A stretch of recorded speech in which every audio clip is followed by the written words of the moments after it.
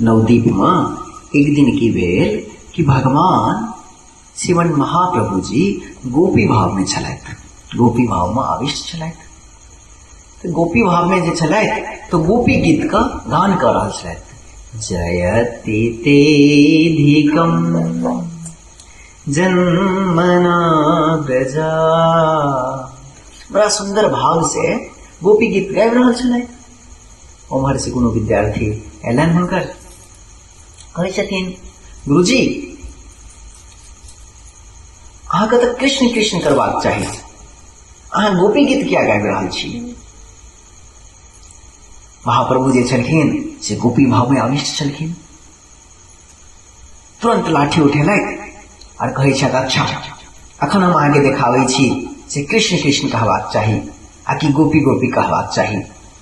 ओहि कृष्ण के, ओहि निष्ठुर के नाम लेब हम, से अक्रूर संगे ब्रज में अपन माता पिता राधा रानी सब गोपी के छोड़ कर चलि गेलखिन, हुनकर नाम हम लेब। बड़ा क्रोध में छथिन आ लाठी लकर दौड़लखिन। हुनकर शिष्य विद्यार्थी जे छलन आगे आगे भागल जाय छलखिन, और क्या तो महाप्रभु तो गोपी भाव में छलखिन, तो उनका कृष्ण के प्रति क्रोध छलन। महाप्रभु पीछे पीछे दौड़ रहल छथिन। तो शिष्य जे छल से अपन संगी साथी के सबके कहलखिन से आय श्री गुरु गौरांग अनाना कहलथि, अनाना हमरा मारे ला दौड़लथि। तो किछु विद्यार्थी बुझते छियै कनि उदंड होइया, किछु विद्यार्थी सज्जन होइ छै। तो उदंड विद्यार्थी सब आपस मन में सोचलथि, अच्छा निमाय पंडित अन्ना कहलथि, आइ हम निमाय पंडित के समझाबै छी, बुझाबै छी, रुकू कि हमहूँ सब के छी।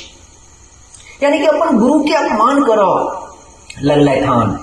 और जो ही गुरु का अपमान मन में अनलथि कि हुनकर जे भी विद्या छलनि, जे भी किछु सीखने छलथि, सर्वनाश भऽ गेलनि, सब किछु बिसरि गेलखिन हन।